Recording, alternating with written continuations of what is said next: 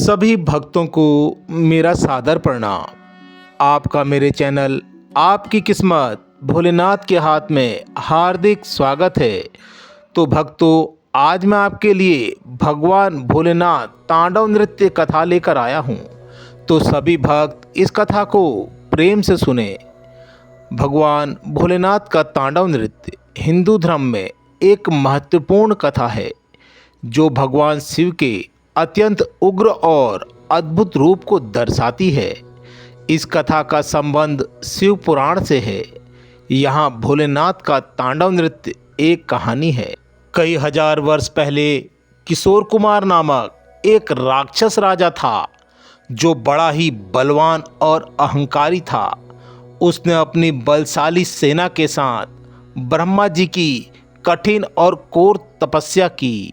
ब्रह्मा जी उसकी कठिन और घोर तपस्या से अत्यधिक प्रसन्न हुए और उसको वरदान प्राप्त हुआ।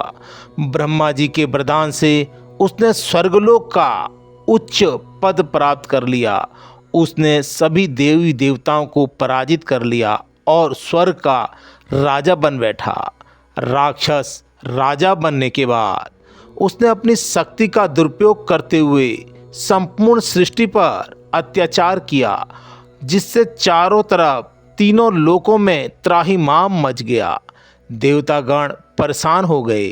देवताओं ने अपनी समस्या का समाधान प्राप्त करने के लिए भगवान विष्णु और ब्रह्मा जी के पास गए। उन्होंने भगवान विष्णु और ब्रह्मा जी से कहा, यह किशोर कुमार का तो बहुत ही अधिक तांडव हो चुका है। इसके कारण हम अत्यधिक परेशान हैं। कृपया हमें हमारा देवलोक वापस दिलवाएं। दोनों ही देवता गणों के साथ मिलकर राक्षस राजा का नाश करने की योजना बनाते हैं। उन्होंने मिलकर महाकालपुरी में भगवान शिव की उपासना की और उनसे रक्षा की प्रार्थना की। तब भगवान भोलेनाथ उनकी प्रार्थना से प्रसन्न हुए। भगवान भोलेनाथ, जो हमेशा प्राकृतिक और न्यायप्रिय होते हैं, ने देवताओं की प्रार्थना सुनी और राक्षस राजा का विनाश करने का निश्चय लिया।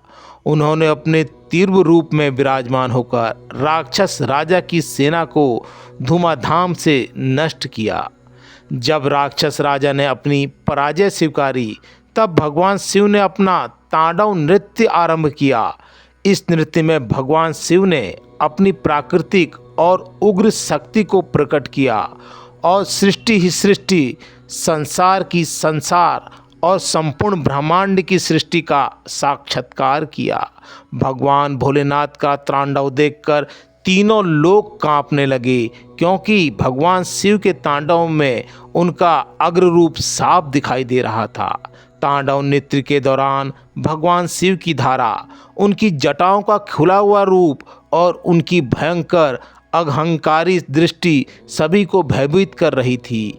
इस तांडव नृत्य के कारण उन्हें नटराज भी कहा जाता है। यह तांडव नृत्य को ही नाम से नटराज महाशिव भोलेनाथ का नाम पड़ा, जिसका अर्थ है नृत्य के राजा। भगवान शिव का तांडव नृत्य अत्यंत भक्तिपूर्ण और आध्यात्मिक है, जो सृष्टि की उत्पत्ति, स्थिति और संहार की प्रक्रिया को दर्शाता है। इसे देखकर भक्तों का मानना है कि उनकी समस्त संसार व्यापी समस्त संसारों का समापन हो गया है और उन्हें शिव की कृपा प्राप्त हो गई है। तो भक्तों, तांडव नटराज, तभी से महाराज भोलेनाथ का नाम भी तांडव नटराज पड़ा है, जो इनका अत्यंत ही अग्र और भयंकर रूप है।